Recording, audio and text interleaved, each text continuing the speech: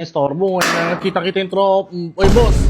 Nagawa mo dito? Boss, magandang tanghali. May sasabihin sana ako kasi nahiya lang ako, nahihiya. Ba't alam mo nagkita-kita kami tuwing gantong oras? Lagi ka na lang dito, boss. Hindi, may sasabihin lang sana ako, boss. Kaso medyo nahihiya ako. Nahiya ka pa.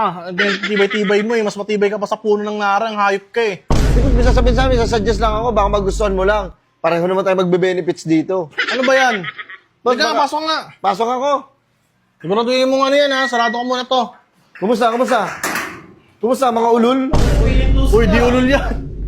Arte mo ah. Nakapirang ka lang ah. Hindi ganito kasi, boss. Ano, boss?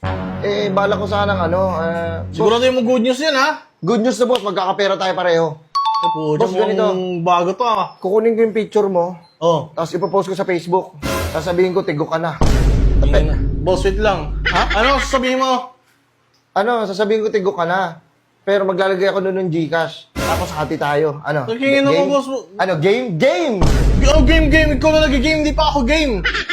Hindi pa ako pumapayag. At saka, ba't may picture ko naman? Hindi nga, ipapalabas natin, tigo ka na. Boss, Tapos, panluloko yung ginagawa mo. At saka, bakit naman ako gagawin mong tigok? Grabe ka naman. Mahirap yan. Yung pinaplano mong yan. Paano pag may nakita sa akin mga tropa dyan? Hindi maniniwala yung mga yon. hindi, wag ka muna lalabas. Paano pag kinamusta ako ng kamag-anak ko?